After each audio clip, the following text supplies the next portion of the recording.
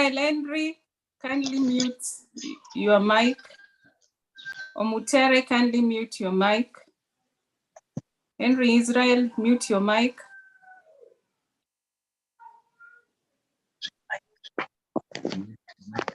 Israel Henry, mute your mic, please.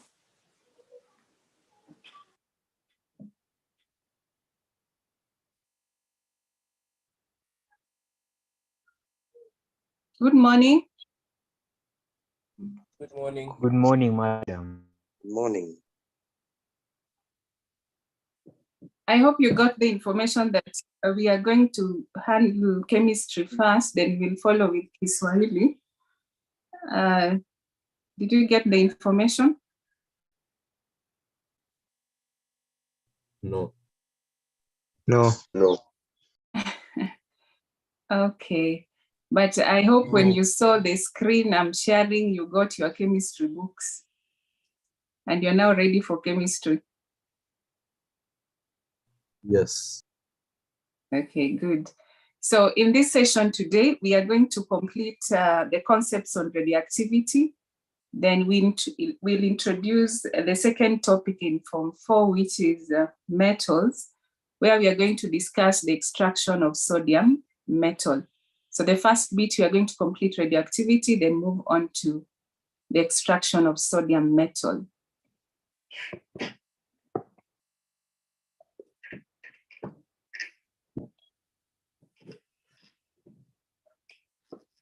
So on the screen, I'm sharing the 3 radiations that we tackle at our level in the high school syllabus in Kenya. We have the alpha particles, the beta particles, and the gamma rays. It's important to be able to identify them using the symbols as indicated there. So we just go on and continue from where we stopped. I will not dwell so much on review because we have a lot to discuss, and I'd like today to finish in time because there are things I have to take care of after this. So just before the lesson ended in the previous session, we were discussing nuclear reactions, and we indicated that nuclear reactions result in changes in the nuclide. And as a result, we can write nuclear equations for the nuclear reactions that occur. We saw that the different types of decays will affect the nuclide, the nucleus, that is the nuclide, in different ways. As you can see from what I'm sharing, the table there summarizes the effect or changes in the mass and atomic numbers of the parent nuclide when it undergoes different kinds of decay. The first one, we see alpha decay, and then we are considering the parent nuclide, whose symbol is X. Then the Z there represents the atomic number, A represents the mass number. So in the last column, you can see what is the effect of alpha decay on a parent nuclide. I'd like one of us to read so that I'm sure I'm not talking to myself. Raise your hand so that I can identify you and let you read. What is the effect of alpha decay on a parent nuclide? Just reading from the table.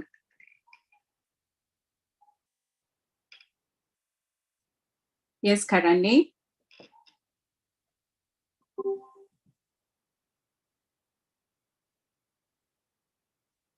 Karane, go ahead.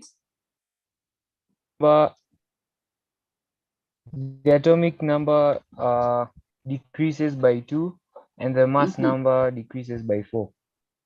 Very good. And then beta decay, we have Z still representing the atomic number, is the mass number of the nuclide X. And then beta decay, we said involves the emission of a beta particle, and a beta particle is a fast moving electron that is ejected from the nucleus. Can somebody remind us how this electron is formed? This electron that is ejected from the nucleus, how did we say it is formed? Again, raise your hand. Again, raise your hand so that we are orderly. Yes, Ivan Mayabi. It is formed when a neutron changes into a proton. Very good. So it's important to note that this electron, the beta particle, the electron we're talking about is not coming from the energy levels, but it's coming from the nucleus. And this happens when a neutron changes into a proton. Somebody read for us the last column. In the last column, what is the change in mass and atomic numbers when a parent nuclide emits a beta particle? Who is reading? Strive to be active in class so you don't doze off. I'm not seeing any volunteers. Just reading for us the change. We can see the screen. You can't see the screen. Yes. Can we see the screen? Yes. Yes. Okay, Yes. Austin. The mass number remains unchanged, but the atomic number increases by 1. Very good. Towards the lesson, somebody asked asked me to explain why there is a change in atomic number, that is an increase by 1, and then there's no change in mass number. I hope we got the explanation right. If somebody is not comfortable with that, you can go ahead and ask, so I can always repeat. Then the last one is gamma decay. We said gamma rays are not particles, they are energy, no mass number, no atomic number, meaning no protons, no neutrons. So whenever a nuclide emits a gamma ray, there is no change in the mass number and there is no in the atomic number. And we indicated that gamma rays usually accompany the emission of other particles like alpha particles and beta particles. I think that is where we reached. There is an assignment assigned through your parents' WhatsApp. After the lesson, you can find out, for those who have not had access to that, you can find out from your parents the assignment assigned. And in fact, I also sent the notes. In case you've not gotten the notes and the assignment, follow up with your parents after the lesson. Unless there's any matter arising, then we move on to the next concept. I'm checking if there's any hand raised, any matter arising, any question, any addition, any clarification you'd like.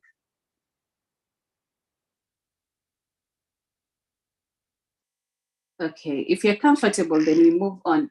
So the next concept you look at is radioactive decay series. So a radioactive decay series is a series of nuclear reactions that begins with an unstable nuclide and results in the formation of a stable nuclide. So here what we are saying is when we have an unstable nuclide and it emits, undergoes radiation to emit, let's say, an alpha particle. If the daughter nuclide formed is not stable, it will also undergo radioactivity to emit another daughter nuclide. So this will go on until we end up with a stable nuclide. So such is what we call a radioactive decay series.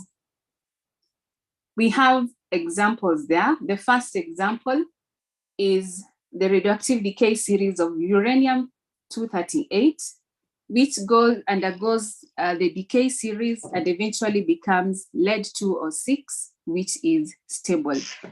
And I'm sharing there a diagram, which is purple in color. So you see, we are starting with uranium-238 with atomic number 92, mass number 238. In the first decay, it forms thorium with an atomic number of 92 and a mass number of 234. Can we identify, somebody tell us, what type of decay has taken place in that first step? This is where I was telling you have to be able to recognize a type of radiation by its symbol. So somebody, what type of decay has taken place in uranium changing into thorium in the first step? Yes, Ivan? Alpha decay. Very good. And in the second step, we have the thorium. This means that the thorium that is formed after the first step is not stable. So it will also undergo decay to form another nuclide, whose symbol is given there as Pa. That is actually protactinium. Protactinium. Atomic number 91, mass number 234. What type of decay has occurred in the second step from class? What type of decay has occurred in the second step?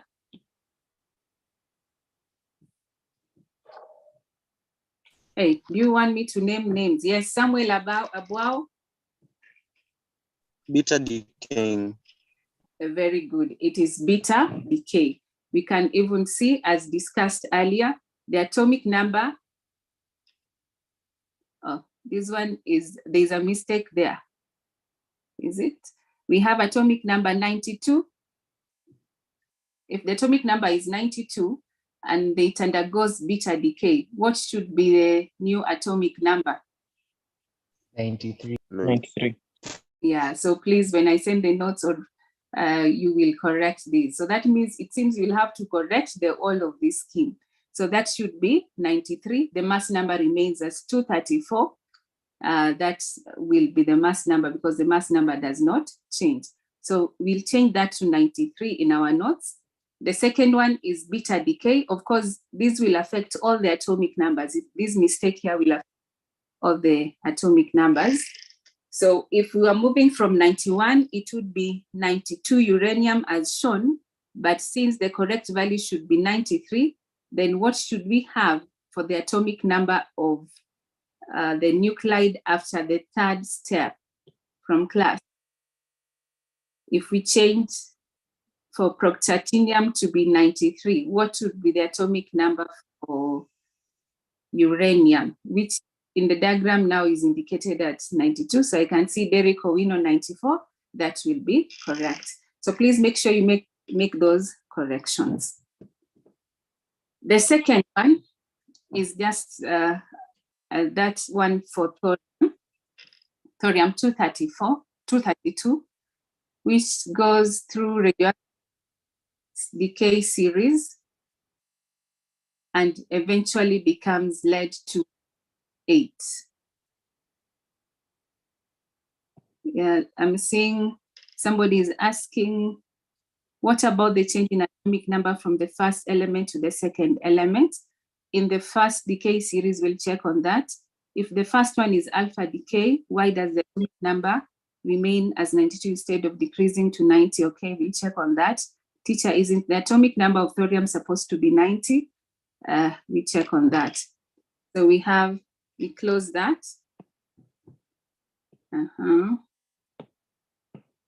So we go back to this.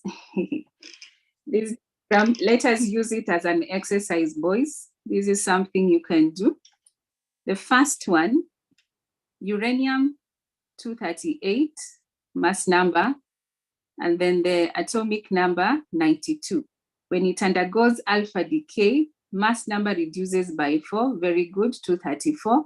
Atomic number reduces by 2. So for thorium, we should have 90. Oh, I think the mistake is actually after the first step. I hope we are together. Are we in agreement? Yes. Yeah. Mistake is after the first step. So I hope the rest will now be okay. So after the first step, you should have thorium with an atomic number of 90. So you correct that. And then now after the second step, protactinium 91 becomes correct. Then you'll check through the rest and make sure that they are correct. Thank you for that, those notes that have enabled us to make that correction. I hope none of us is confused. So we go to the second one. This one is short and confirm and see whether all the details given there are correct. I'll give you a minute to go through that decay series of thorium 232 and highlight any issues you see with it. That will help me know that you've actually understood the concept. Go through that thorium decay series, identify if it has any issues.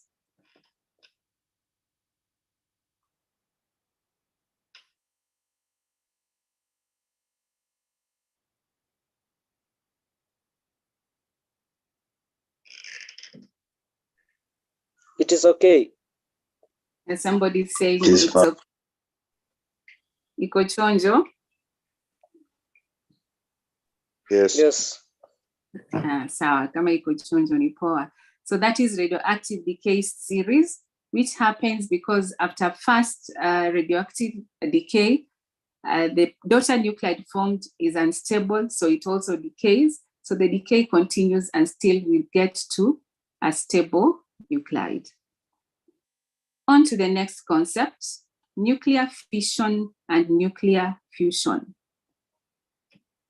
Nuclear fission, we start with nuclear fission. The process in which a heavy nuclide splits when bombarded by a fast-moving neutron. So the process in which a heavy nuclide splits up when it's bombarded by a fast-moving neutron is referred to as nuclear fission. So this is something that can be made to happen, or in most cases, this is made to happen. So that if we consider the two types of radioactivity, what did we say are the two types of radioactivity? Artificial and Natural and artificial. Very good. Natural and artificial. Fission. So in this case, we have a heavy nuclide, and then it is being bombarded by a fast-moving neutron. On coming into contact, when they come into contact, then the heavy nuclide splits up into smaller or lighter nuclides. An example is given of uranium. Uranium-235, atomic number 92, when it is bombarded by a fast-moving neutron, it absorbs the neutron. And when it absorbs the neutron, the neutron makes it even more unstable. And as a result, it splits up into two lighter nuclei, which are represented by the symbols shown there, Ba and Kr. Ba is the symbol for which nuclide? Ba is the symbol. Barium. Barium. That is correct. And Kr is? Krypton. Yes. So we have a uranium nucleus being bombarded by a fast-moving neutron. Hiyo neutron inaingia ndani mpaka inaingia kwa nucleus. When it reaches there, the nuclide splits up into barium nuclide and a krypton nuclide. And then in the event, more neutrons are produced. And then a lot of energy is also produced. I can see there was a typing omission there. You can see the plus there. We should have, the plus there, we should have energy. Plus energy. A lot of energy, in fact, is produced. So the neutrons that are produced in the first step, in the first nuclear fission, also bombard other nuclides. And these result in the nuclides that are bombarded again splitting up. So as a result, this nuclear fission ends up becoming a chain reaction. So the neutrons produced further bombard more nuclides and more neutrons are formed, and this results in a chain reaction. We are saying that energy is liberated, energy is produced. Why is energy produced? The total mass of the products is slightly less than the mass of the initial nuclide.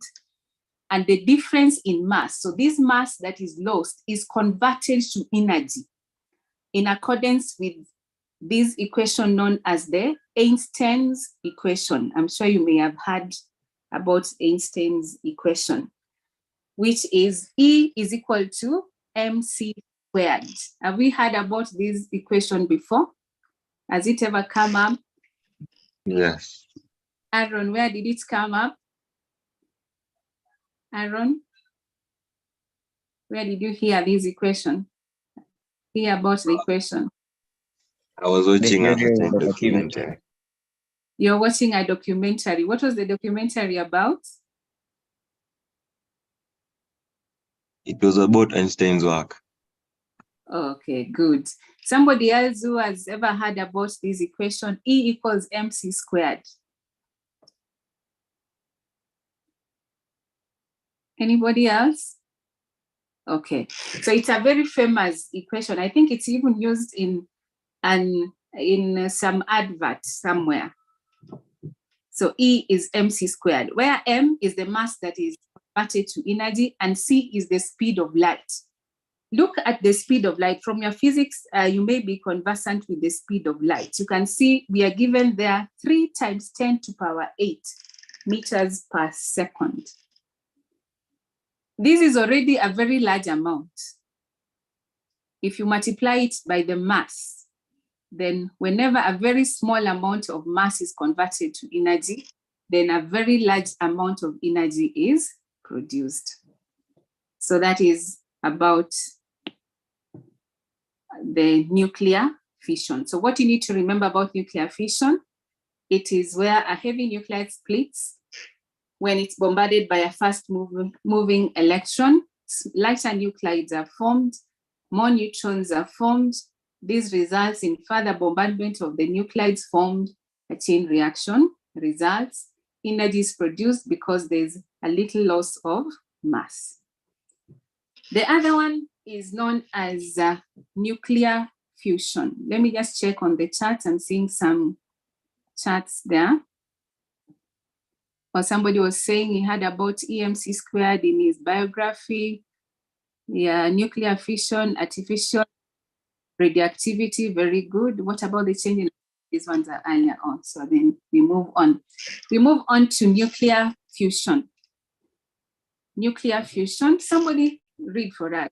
We all know how to read. I don't have to be selfish and read everything. Who is reading for us the definition for nuclear fission? Yes, Nimrod Aberi. This is the process in which two light nuclides combine to form a larger nuclide when they are made to collide at high velocity. The process is accompanied by liberation of large quantities of energy and subatomic particles such as neutrons. Very good.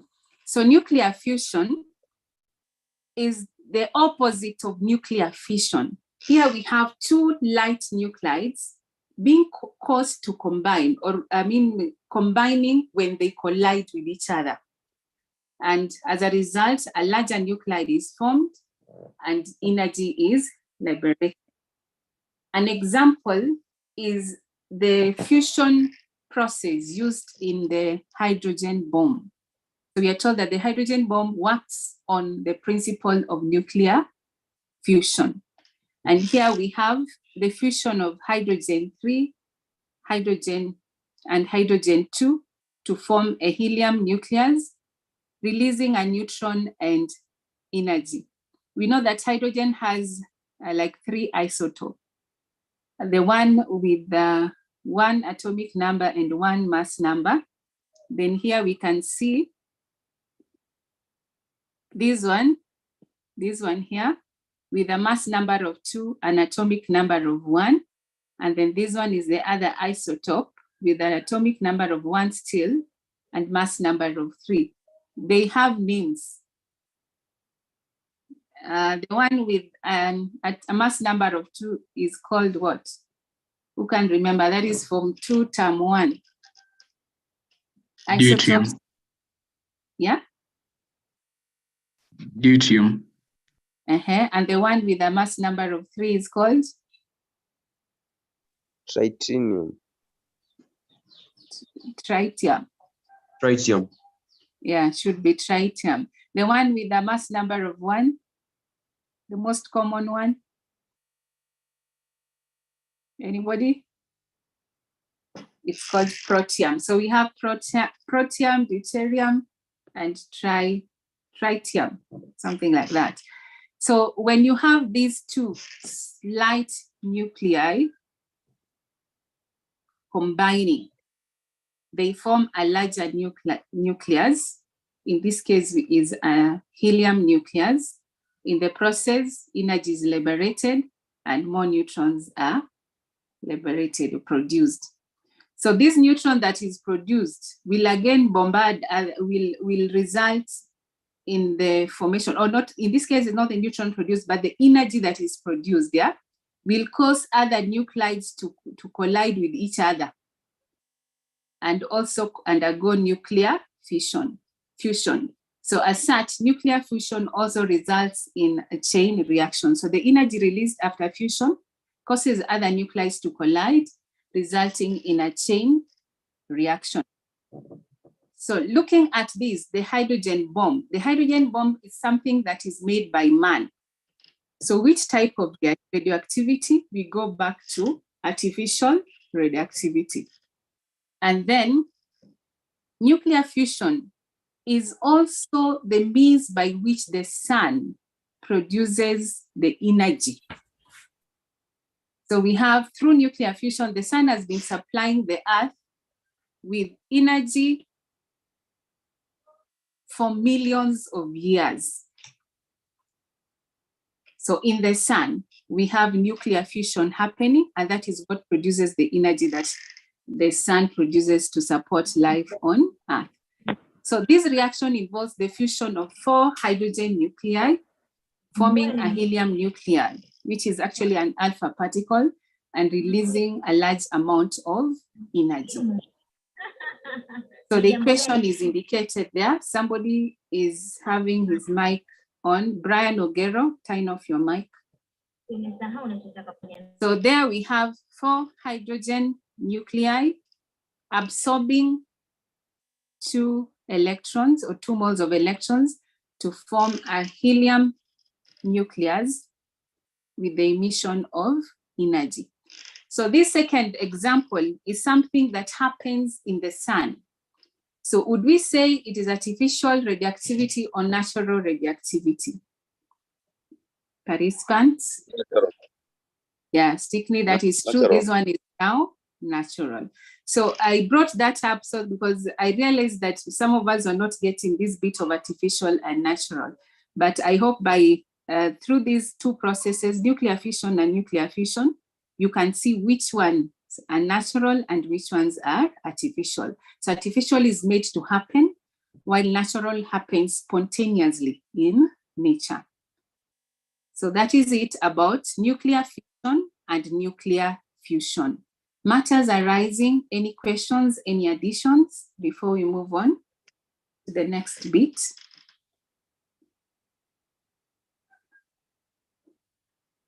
Are we together? Have you gotten the concept of radioactive decay series, the concept of nuclear fission, and the concept of nuclear fusion? Yes, Arnold? Have you gotten the concepts? Nimrod, Yes. have you gotten the concept? Okay. Alex Kinywa, have you gotten the concepts? Alex Kinywa? Alex ameniwekea simu ndo inasoma. Alex Kinywa, are you in class? Let me read another name. Alvin Ishuga, have you gotten the concepts? Yes, Mwalimu. Good. I thought you'd also left your laptop for me to teach. Then Ansel Mbuya, are you there? Have you gotten the concepts? Ansel Mbuya, are you there? Yes. Have you gotten the concepts? Yes. Benjamin Chalo, any questions? No. No, because you've gotten, or no, because you've not gotten? I've gotten. Good. Let me see. Clifford Onyango, are you there? Yes, I'm here, teacher. Umeelewa hiyo maneno? Nimeelewa. Sawa. So we continue to application. Excuse me, madam. Yes. In the equation for the hydrogen bomb, yes. What's the second product? The hydrogen bomb. That is a neutron. That's a neutron. The one with the symbol N? Yes. Yeah, that is a neutron.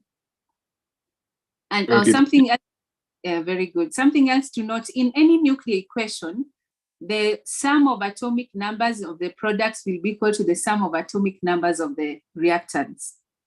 So like in this case, the products are 2. 1 plus 1 is 2. Then the sum of the atomic numbers of the products, 2 plus 0. So 2, 2. Mass number is what? Sum of mass numbers of reactants and products is what is equal to what? 5 is equals to 5. 5. So you may find a question where you have a nucleic equation, then an atomic number or a mass number is missing. So that is the approach you take to solve such a question. Lewis is saying he's not seeing my screen. That must be a problem from your side. I hope you are all seeing my screen. Are we seeing the screen?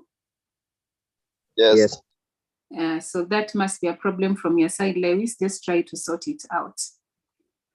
We move on to applications of radioactivity. So radioactivity is not an abstract process. It's something that you use in our daily life.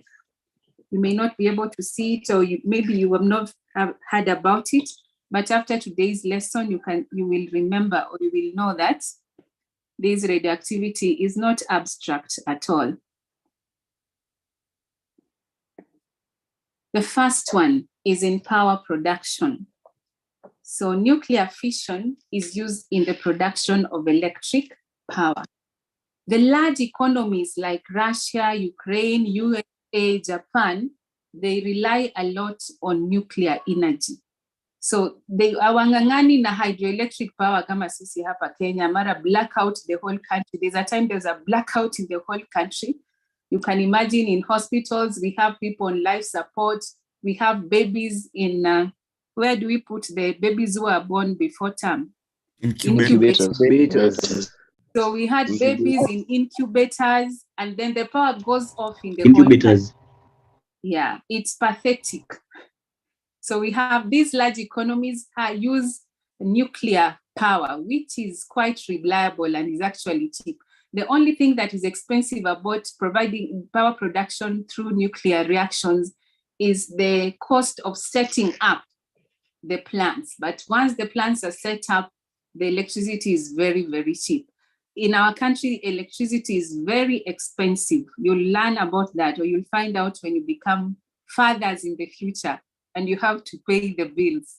That is if you don't give us a solution early enough. Then the next application, you go to medical applications. Hapa ziko mingi.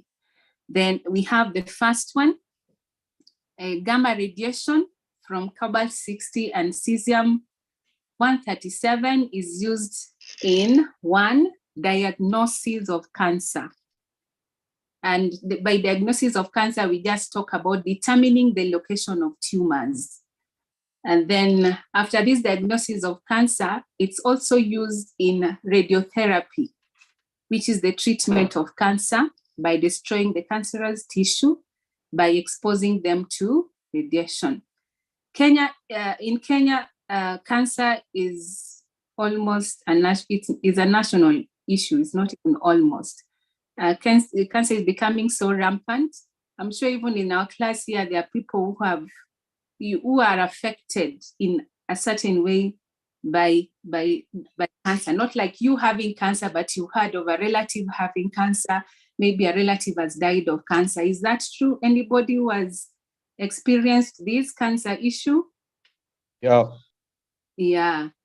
In class already, we have, imagine we're just around, we are around 236 in class. And one person is saying that he's been affected by cancer. What is the population in Kenya? Historians to say dear. 48 million. 48 million. So imagine out of 8 million, we are taking a sample of 235 and somebody is confessing that, yes, I have seen cancer, or I know somebody who has suffered or is suffering from cancer. So that tells you the high levels of cancer issues in Kenya. And then number 2, gamma radiation is used in sterilization of medical instruments and equipment. So this radiation kills the microorganisms and therefore sterilizing the medical instruments. Number 3, we have iodine-131, which is used in the diagnosis of goiter and cancer of the thyroid gland, and in treating hyperthyroidism. Then lastly, we have medical imaging. Here is where we have ultrasound, CT scan, X-ray. If I were to take a roll, I'm sure I'd get around 10 students who have either been done for an ultrasound, a CT scan, or an X-ray. Myself, I've gone through this several times. This is applied in orthopedics. Orthopedics is which branch of medicine? Orthopedics deals with bones. Dealing with bones. Very good. So this is to monitor healing of bone fractures. And then the other one we can highlight is obstetrics. Which branch of medicine is this? Obstetrics. Yeah, you find out, but from the explanation you can infer to monitor the development of the fetus during pregnancy.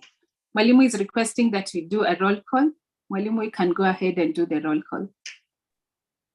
Thank you, madam. Now, just a concern as you take the roll call, meanwhile, look at your screen, do take the roll call. It's a concern that most of you are coming into class late and many are leaving the class early. And that is why right now, if you look at the numbers with around 240, but 30 minutes to closer will be around 150 or so. And at the beginning, for almost 30 minutes, almost 119 there. Could you take the lesson seriously, gentlemen? Yeah, your parents are concerned and some of you are just leaving, and therefore we are concerned. We are going to start taking a roll call at the beginning and at the end of lessons, all through. It's for your own good. Take the lessons, learn from the teachers, ask questions, and then you have your time to relax at home. So for now, take the roll call. You can see about 210 have done that. Roll call.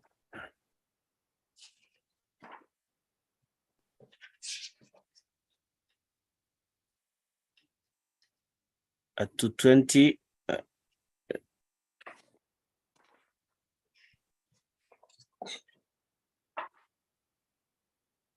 we have around 20 boys have not taken roll call. When you don't take roll call, your name will not appear on the list shared with the parents. And that's why some parents are telling us some of you are not attending classes.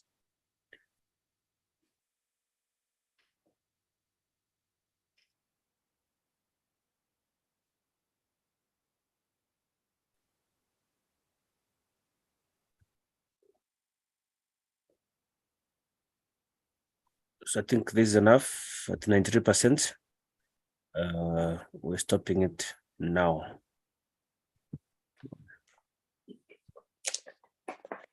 And see the roll call. Madam, go ahead. Okay.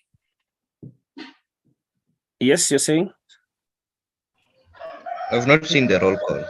We have not seen the roll call. If you can't see it, can you just do a message to me directly on the chat? I check on your accounts. And if possible, your phone number, because we can able to sort it out. It doesn't occur. Okay, done. Thank you. Okay. So we continue. After medical applications, we highlight agricultural applications, that is the applications in agriculture. I have captured 3. We have use in research, and we are citing the example of phosphorus 32, which has been used to study phosphate metabolism in plants, phosphate metabolism in plants. And then the second one, I am referring to it as radiation breeding. So we have gamma rays. The R there should be gamma. Gamma rays and X-rays have been used to cause mutation in plants. So when we have plants exposed to these rays, mutations occur. So some of these mutations may be good. So for instance, a mutation that results in high yields and a mutation that results in greater resistance to pests and diseases. So this is referred to as radiation breeding. Right now, the debate is on about whether or not we should allow GMOs in Kenya to help solve the problem of hunger we are suffering in Kenya. So radiation breeding is one way of coming up with genetically modified organisms, where you expose the organism to radiation, in this case plants, a mutation occurs, then you identify the mutations that are good. For example, a mutation that results in high yields and a mutation that results in greater resistance to pests and diseases. So just because you are Kenyans, let me hear your reactions. Do we get GMOs to Kenya, or we stick to our traditional? Any reactions from the floor? Traditional. Kienyeji mwalimu. Traditional. One person at a time. Let me Charles. Okay, Charles. Yusuf Mohammed. What would you say? Should we let GMOs in? You have disappeared. Just one student to react. Charles Mburu. Your mics are misbehaving. Who is talking? Benny Karaoke. What's your feeling? You also disappeared. One reaction, GMOs zikuje ama tuachane nayo. Griffin Arama. I think GMOs should not be allowed in the country. This is because, for example, when pollination occurs between genetically modified crops and normal crops, then the normal crops will have the negative characteristics of the GMOs, and thus the traditional food will not be available to us. Then the whole country will have GMO crops. Very good. Any other, Shadrach Kipruto?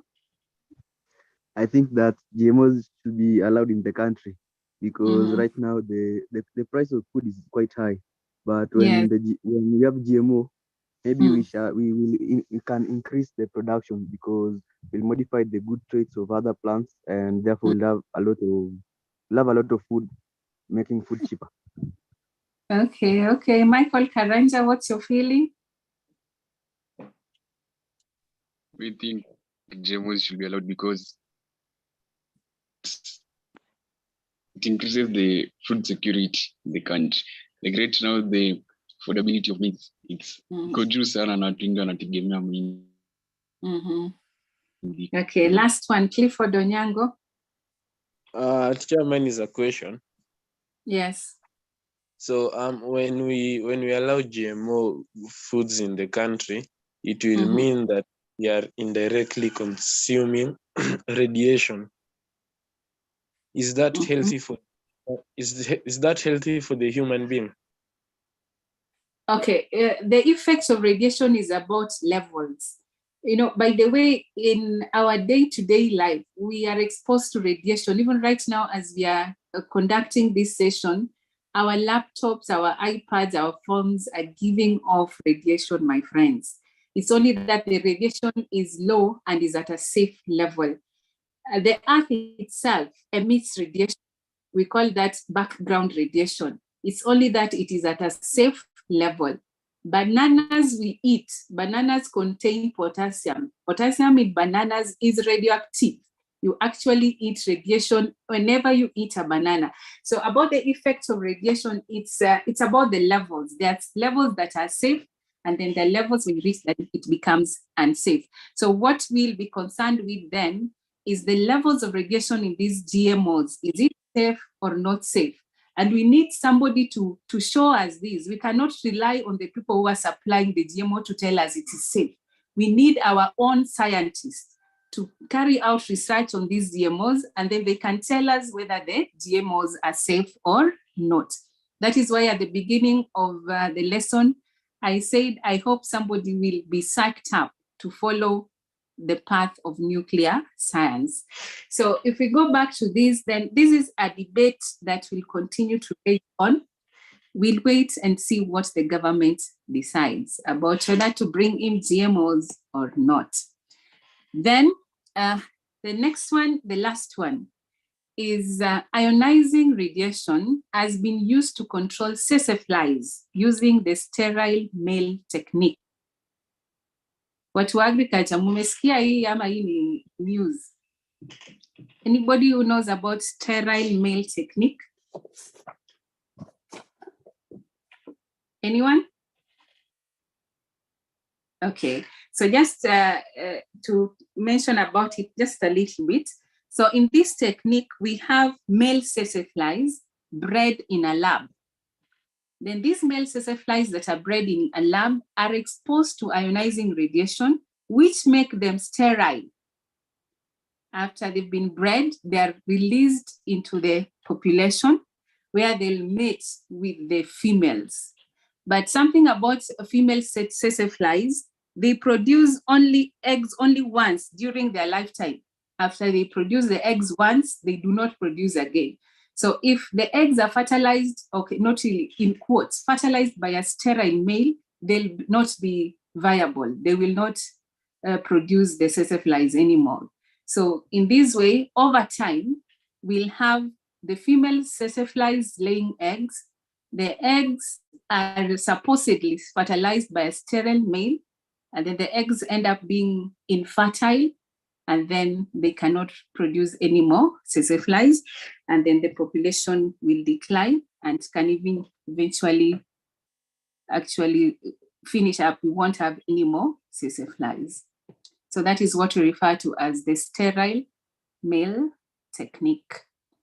Other uses. Radiation is used in food preservation. So we have foods are exposed to gamma radiation, killing microorganisms, and as a result, the food is preserved.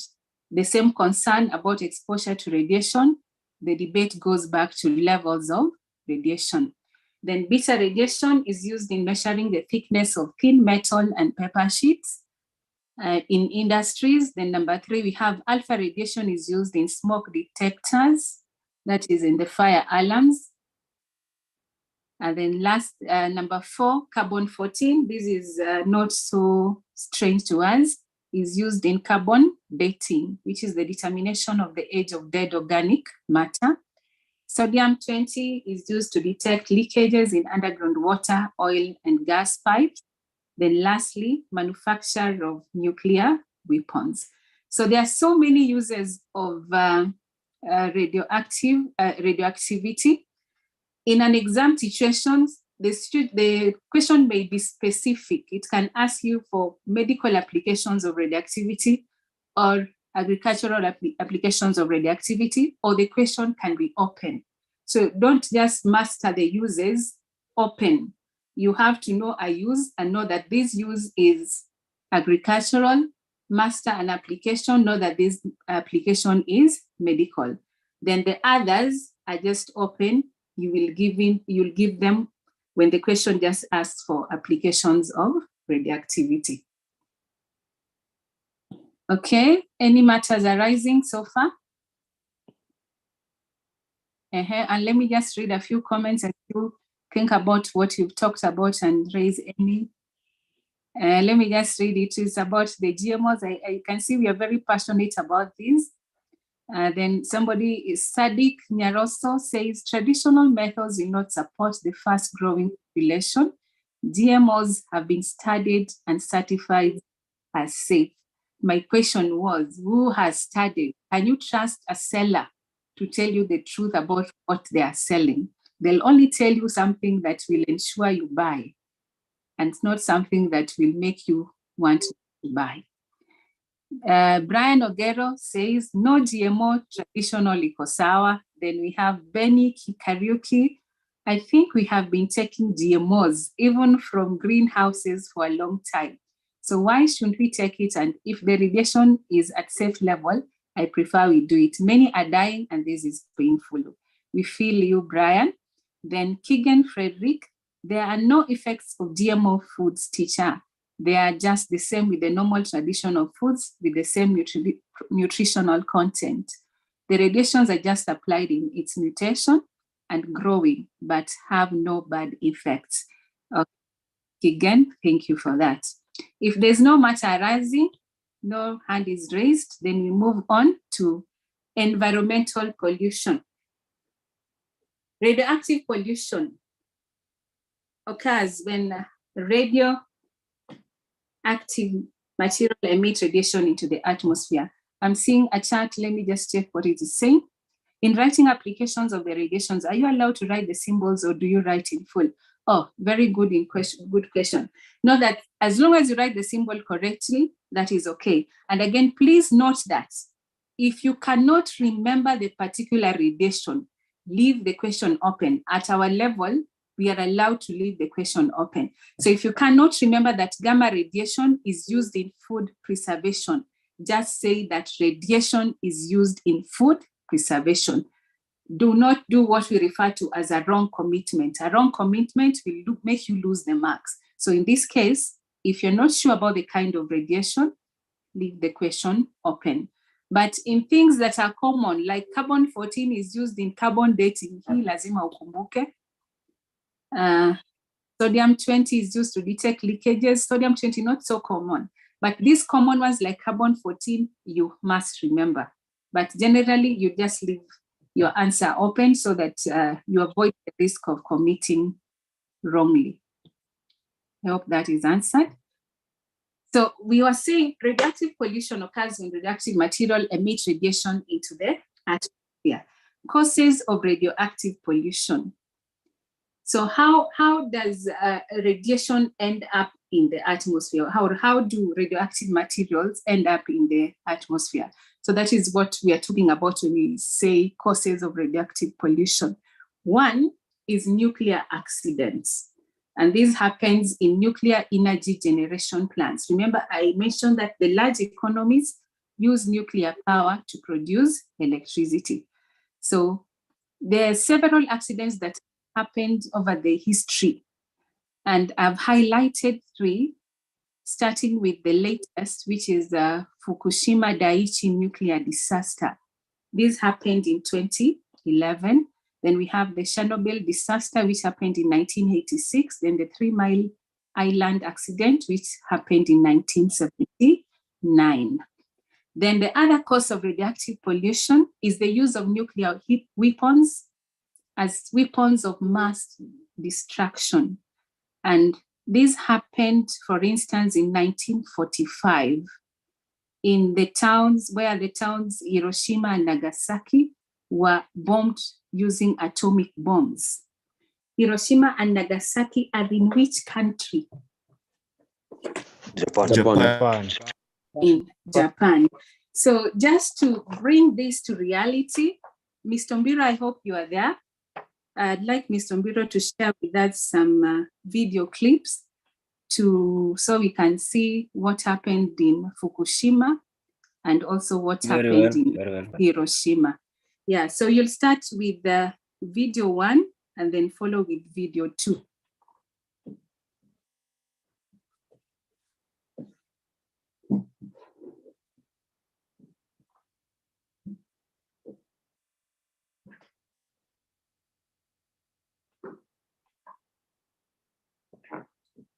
So as he sets, okay, fine.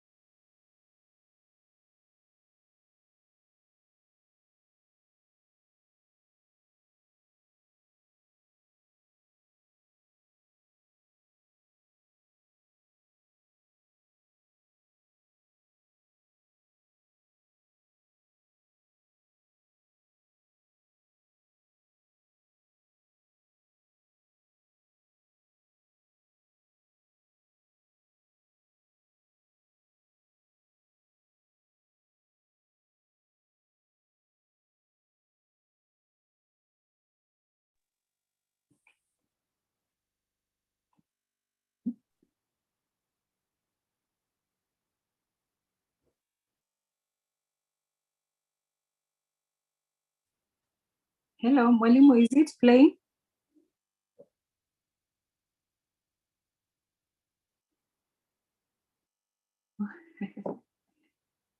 Okay. So, and see, Mwalimu seems to be having network issues or something like that, but he has even left the class. So we'll continue, and then when he's ready, we'll share the clips. So we continue with the lesson. Whenever he's ready, he'll join us again.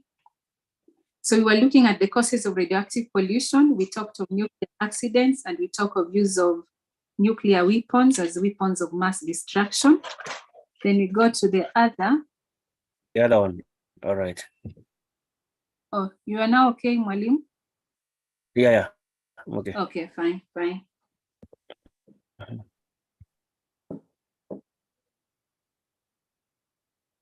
I think it was this one.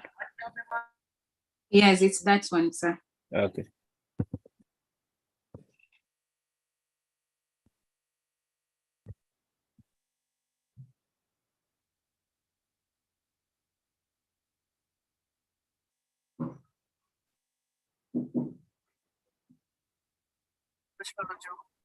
I saw an aircraft, like a tiny silver drop, entering the sky above Hiroshima. I instantly recognized it as an American plane, as no Japanese aircraft could fly at that altitude at the time. It was just one plane, so I assumed that it was passing by as usual.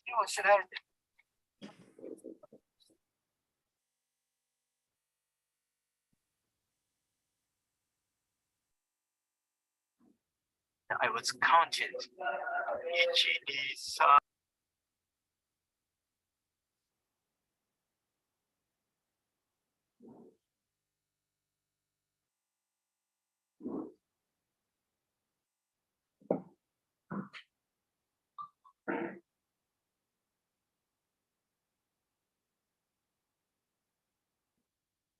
The audio is not very good, but I think the video will still give us an idea.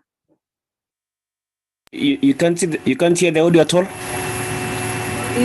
It's breaking. Okay. It's breaking.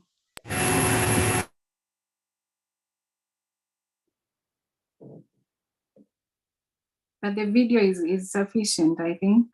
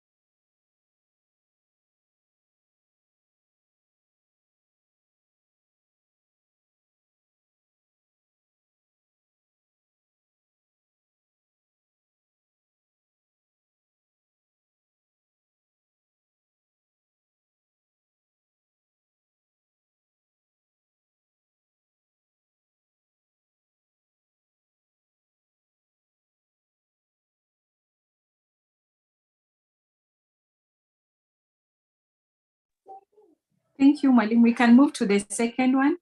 The audio is not there, but I hope you saw the dropping.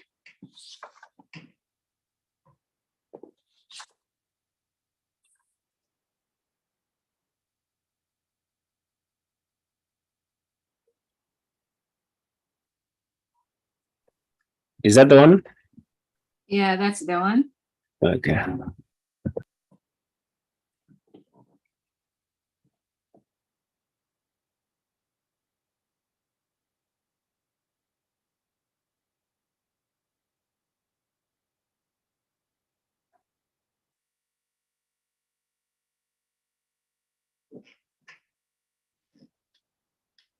So this one is would be better because we can read through what was happening.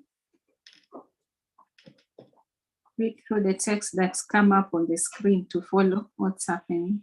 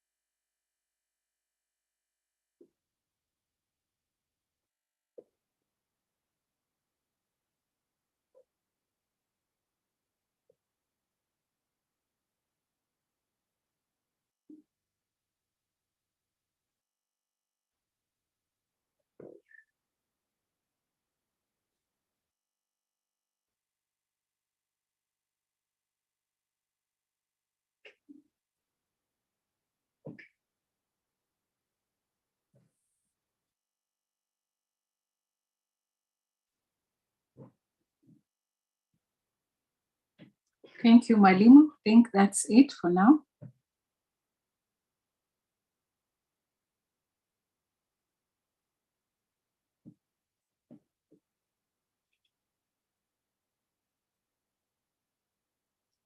No, that's okay for now. Okay.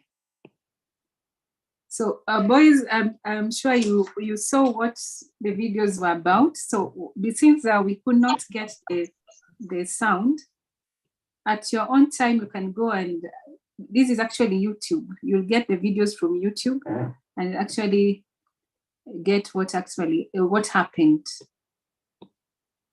by hearing what. So please make sure you do that so that you get the information. But basically, you've seen the bomb was quite intense. The damage was devastating. Then we move on.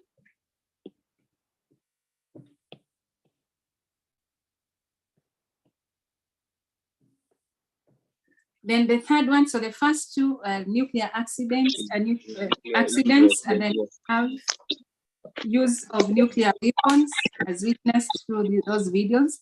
Then the third cause of radioactive pollution is testing of nuclear weapons in the oceans. So this leaves the radioactive materials in the oceans. Tunafanyia kwa karibu na ocean ya Africa. Paul Sitangi, please mute your mic, Paul. And then testing in the oceans. So the radioactive material, some of it will remain in the waters, and this will affect the aquatic life. And then other one is inefficient disposal of nuclear wastes, not waters, wastes. So after, like the waste from the nuclear plants, the disposal may not be efficient enough to prevent the emission of radiation into the atmosphere.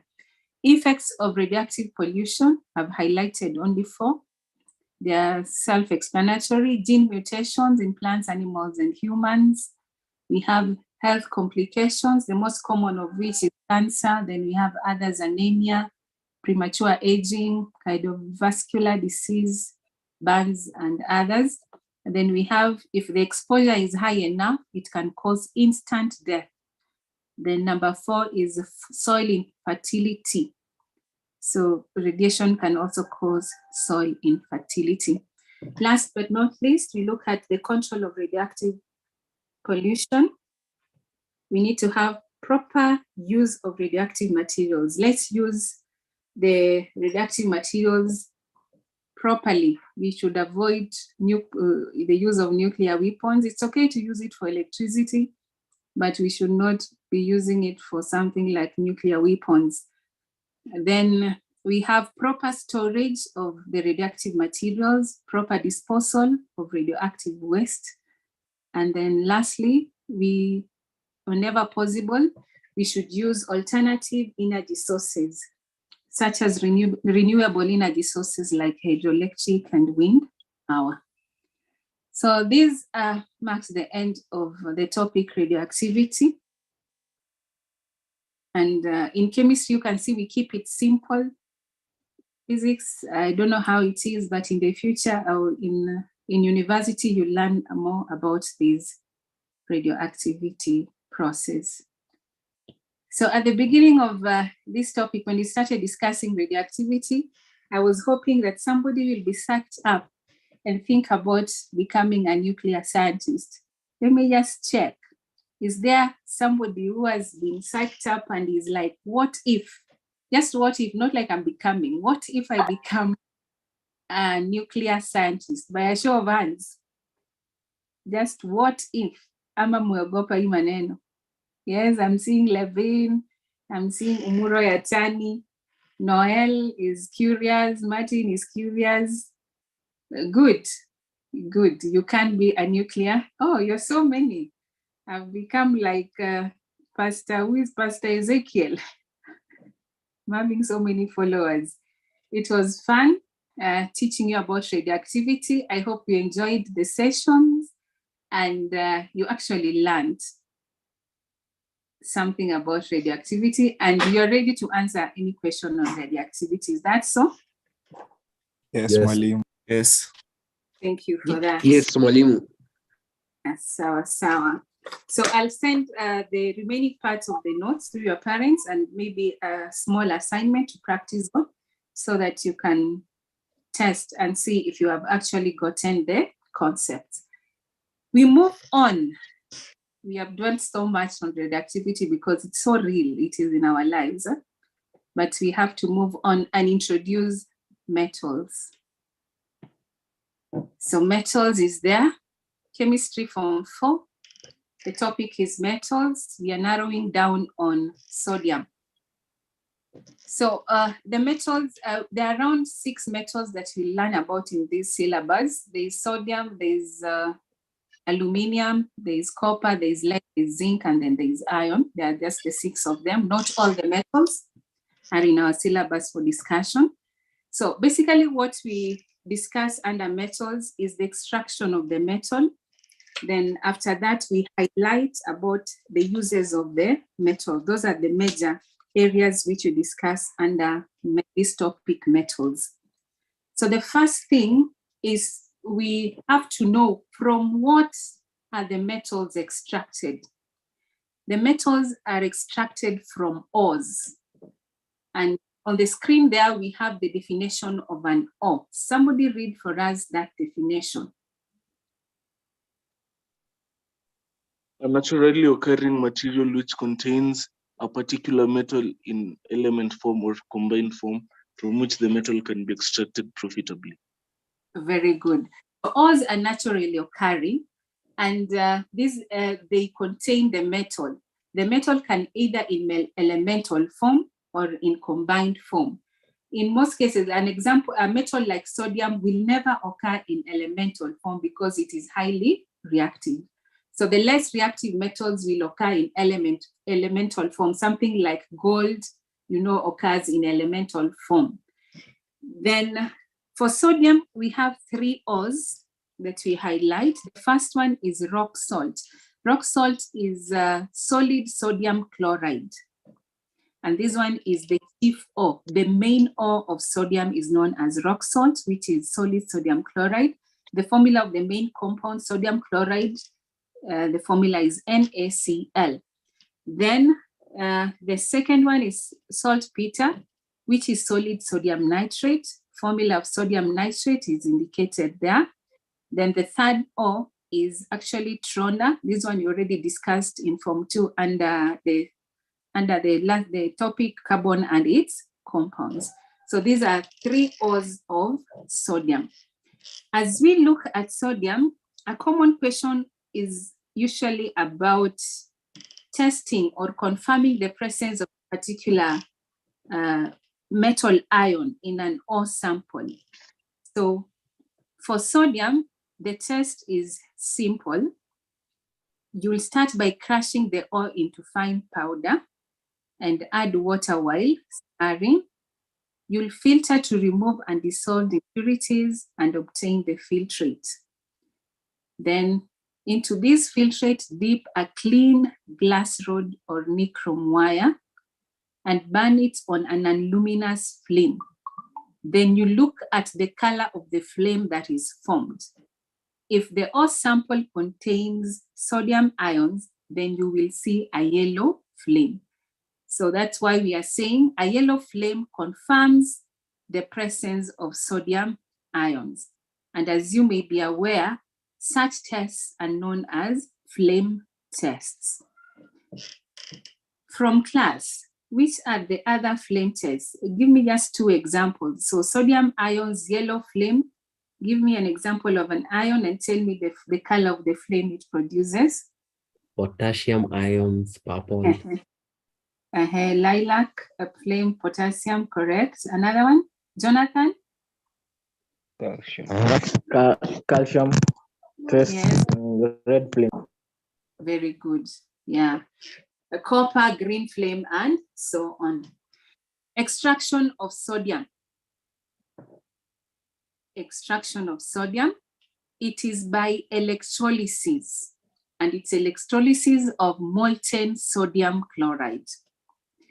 The process is known as Downs process, and it is carried out in a Downs cell. So today we are learning about another process in our chemistry syllabus, inaitwa inaitwa Downs process. I was thinking ahead. I wanted you to give me some examples of processes we've come across in our chemistry syllabus. So the latest one now is Downs process. The other processes we've come across, you tell us the process and what it is about. Who is talking? You raise your hand. Yes. Yes, Elvin Jeru. Elvin Jeru, go ahead. Andrew, go ahead.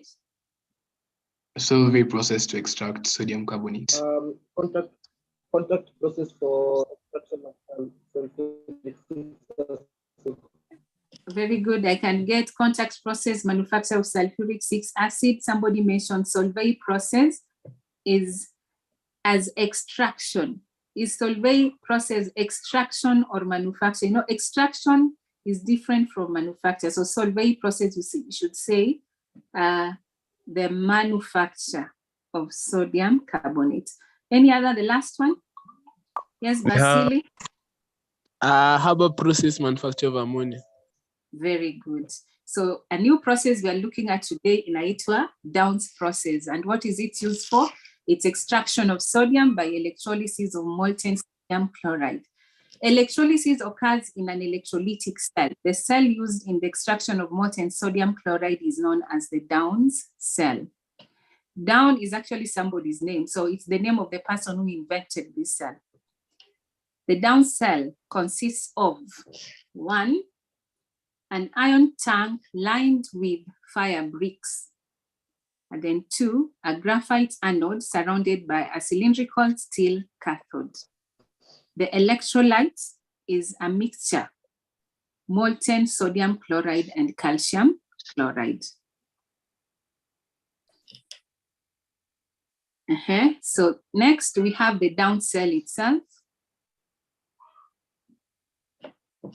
So that is what we call the Downs cell. So we have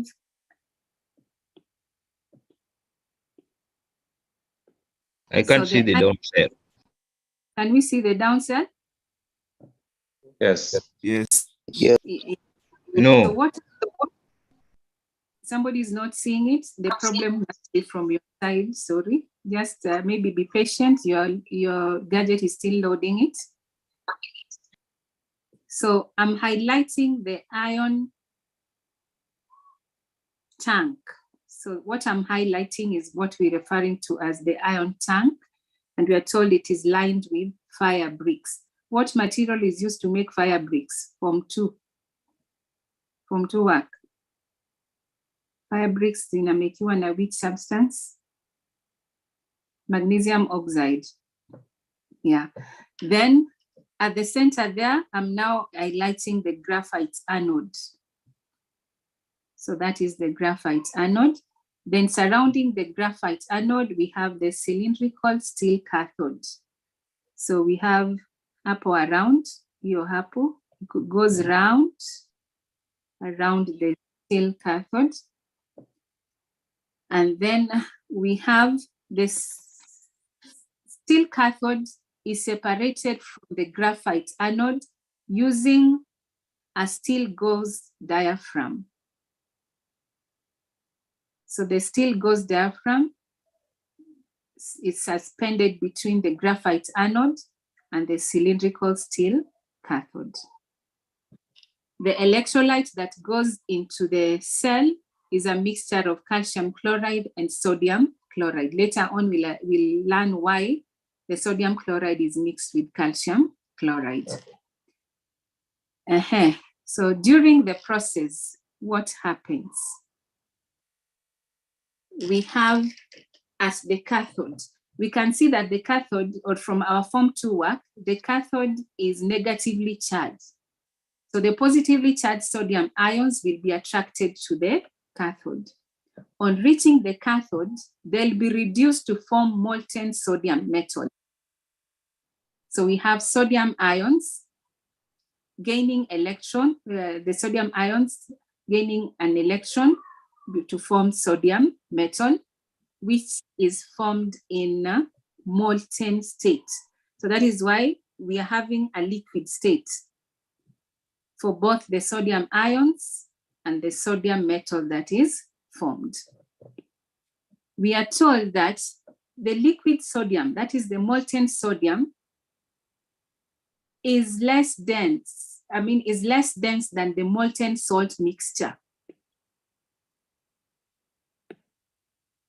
So since it's less dense, the molten mixture is denser, it will float on the molten salt mixture.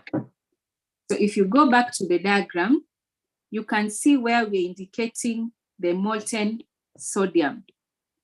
It does not go to the bottom of the cell or anywhere else, but it collects at the top there of the cathode, where it's near the cathode where it is formed.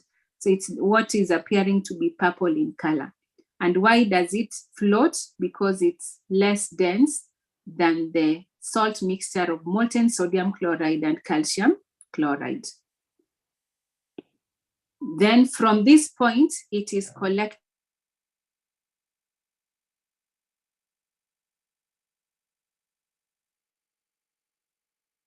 We cannot hear you.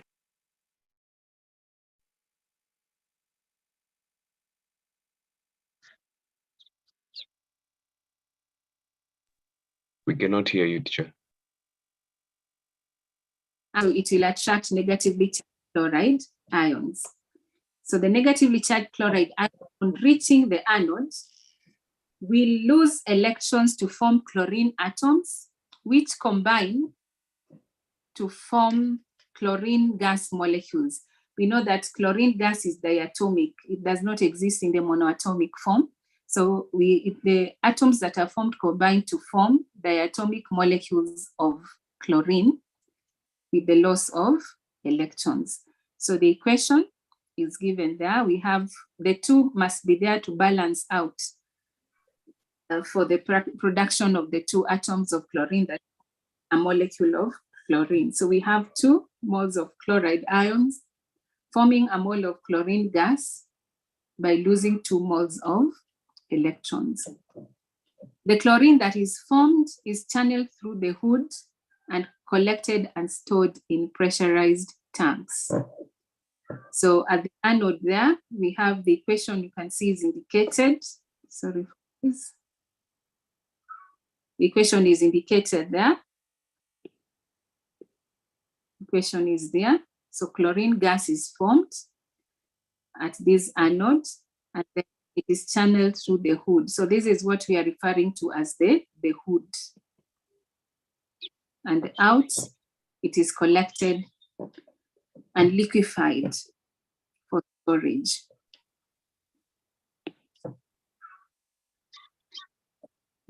The overall reaction involves 2 moles of sodium ions reacting with 2 moles of chloride ions to form 2 moles of molten sodium and a mole of chlorine gas. So this one, I've moved through it with the assumption that you have your electrochemistry 1 at your fingertips. That is effect of an electric current, which is the topic in Form 2. So you learned about electrolysis, you defined electrolysis, you saw what happens at the cathode and what happens at the anode, and this borrows from that topic.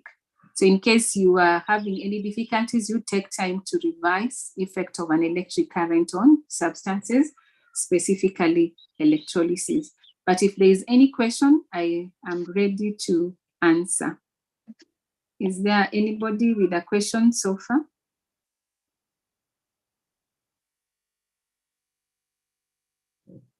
Okay. Yes, Griffin Mugambi. Can you explain the part that you see these channels through the... Yes, just come up again. We lost you at some point. Griffin? Can you repeat the part that you see chlorine is channeled through the hood? Okay. So we have chlorine is produced at the anode. The anode is this one that the black one. So in fact, we are shown there the gas bubbles. So we have the chlorine is produced at that anode, the graphite anode, then it moves out. So a wood is covering the anode to enable the collection of chlorine gas. So this wood directs the chlorine gas out of the cell. And you can see it comes out at that end from where it's collected and stored in pressurized tanks. Is that clear? Yes, thank you. Yeah, okay. Any other question? Okay, there's no other question. So the overall reaction is given there. And then we have the points to note. This one, I feel like I should not rush through it because I can see we have only 10 minutes. You'll continue with the next instructor to look at the points to note in the process and others so that I don't rush through it. So basically, let's just master the first 2 pages of my presentation. You know what an ore is. We are narrowing down on sodium, where the ores of sodium are 3, rock salt, saltpeter, and trona. testing of the presence of sodium ions in an ore sample we discussed, extraction of sodium. You should note that it's by electrolysis of molten sodium chloride. Know that the process is called Downs process and it is carried out in a Downs cell. Know what a Downs cell consists of as indicated there, and take note of the fact that the electrolyte is a mixture of molten sodium chloride and calcium chloride. Then move ahead to the cell itself. You should be able to label the different parts of the cell and write equations for the reactions at the anode and the cathode. Hence be able to write the overall reaction in the Downs cell. I want us to stop there for today so that the next instructor will continue with you from that point. Is that okay? Overall equation. Overall equation, there it is. Overall equation is shown there. Any other issues? No. Okay, then we end there for today.